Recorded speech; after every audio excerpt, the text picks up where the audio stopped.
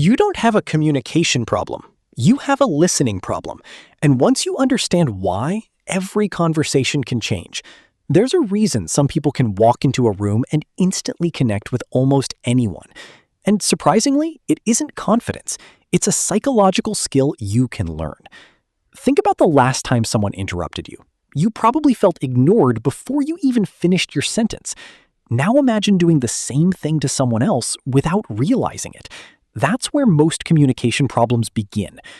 We think communication is about finding the right words, but great communication starts much earlier. It starts with understanding what the other person is actually trying to say. Most people listen while preparing their next response. They're thinking about what they'll say, how they'll sound, or how they'll prove their point. Their ears are listening, but their mind is somewhere else. Great communicators do something completely different. They listen to understand, not simply to respond. That single shift can completely change the quality of your conversations. When someone speaks, don't immediately search for your answer. Instead, ask yourself one question. What are they really trying to tell me? Sometimes the words aren't the real message. Someone might say they're fine while their tone clearly says otherwise. Someone might say they don't care while their behavior suggests they care deeply. This is why communication isn't only about words. It's about noticing the meaning behind them. Your tone, timing, facial expressions, and body language can communicate just as much as your vocabulary. And here's where the first major skill appears. Learn to pause. A short pause before responding can make you sound more thoughtful, more confident, and more emotionally controlled. You don't need to answer instantly. Silence isn't weakness. In many conversations, a few seconds of silence show that you're actually thinking about what the other person said. It also prevents emotional reactions. When you're angry, embarrassed, or defensive, your brain wants to respond immediately. That reaction can turn a small disagreement into a major argument. So before you respond, pause, breathe, think, then speak. That tiny habit can completely change the direction of a conversation. The next skill is asking better questions. Weak communicators ask questions just to keep a conversation going. Great communicators ask questions because they're genuinely curious. Instead of asking, "Did you have a good day?" try asking, "What was the best part of your day?" One question creates a short answer. The other invites a story. People remember how conversations made them feel, and one of the easiest ways to make someone feel valued is to show genuine interest in their experience.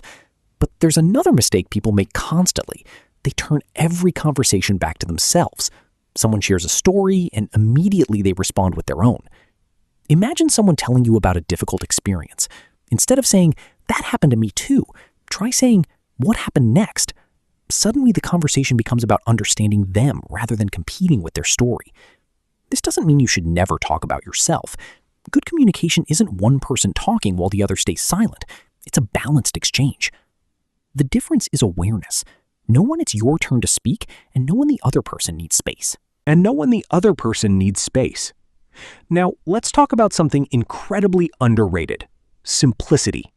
Many people believe intelligent communication means using complicated words. It doesn't.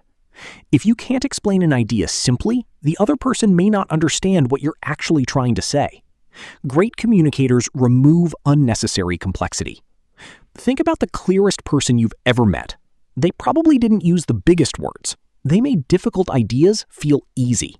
So before speaking, ask yourself, can I say this more simply? If the answer is yes, simplify it. Shorter sentences are easier to understand. Clear examples are easier to remember, and specific language is easier to act on.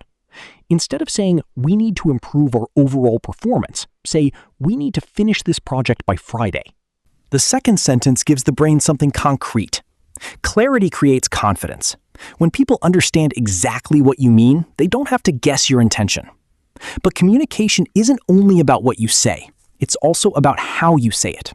Your tone can completely change the meaning of the same sentence. "What are you doing?" can sound curious, confused, or aggressive, depending on your voice.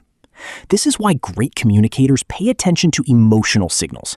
They don't just hear words, they notice energy. If someone is excited, matching some of that energy can create connection. If someone is upset, responding with excessive excitement can make things worse. This is sometimes called emotional attunement. You're paying attention to the emotional state of the person you're speaking with. But don't confuse this with pretending to be someone you're not. The goal isn't to copy people. The goal is to understand them.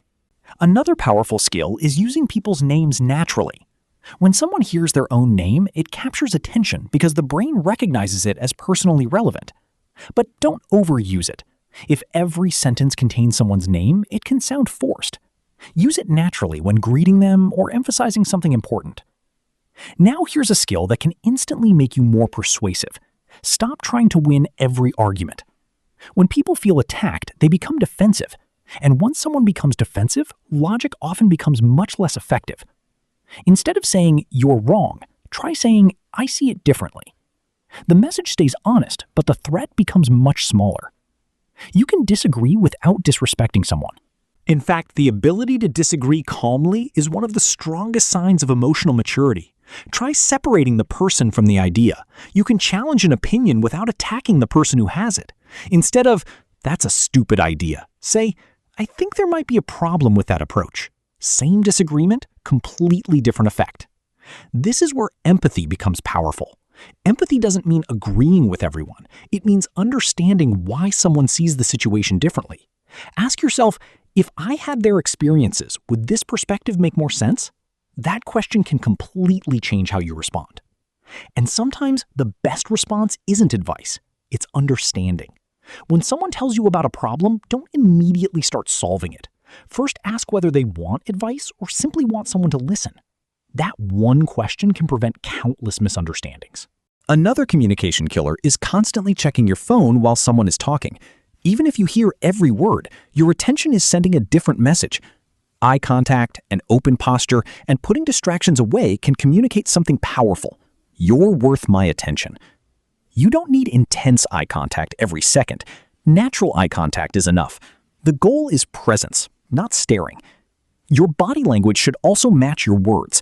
If you're saying you're interested while looking away constantly, people notice the contradiction. Humans are extremely sensitive to inconsistencies. When words and behavior don't match, people often trust the behavior. That's why authenticity matters. You don't need to perform confidence. You need to become comfortable being present. If you're nervous during conversations, don't focus entirely on how you look. Shift your attention toward the other person. The more you monitor yourself, the more awkward you may feel. The more curious you become about the other person, the easier conversation becomes.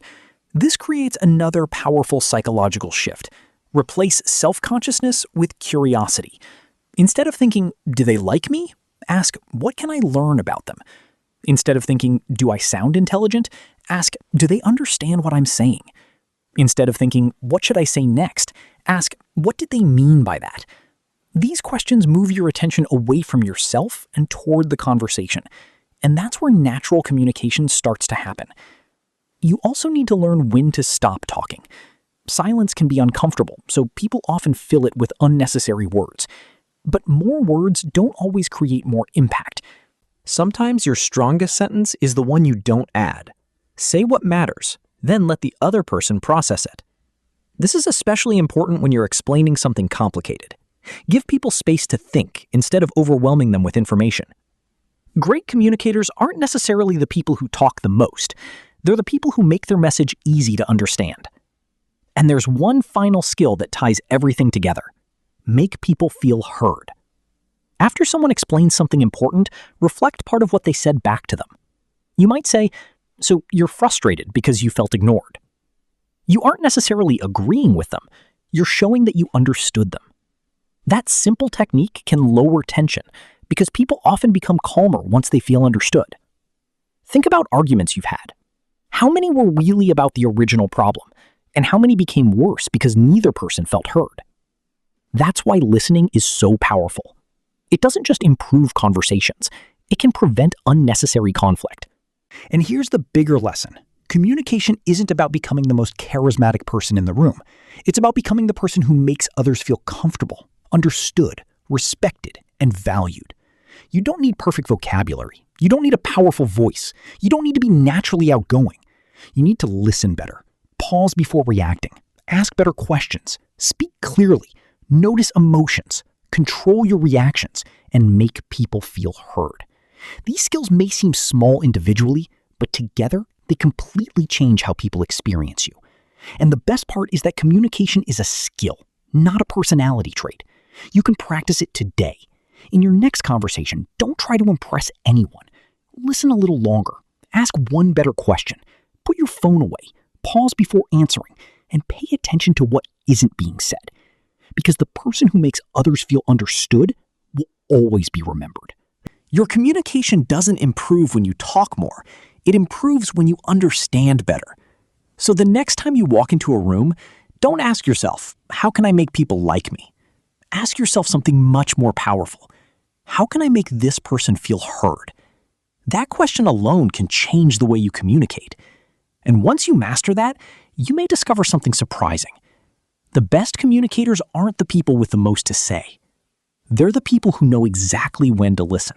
Subscribe for more videos about psychology, communication, and the habits that can improve your life.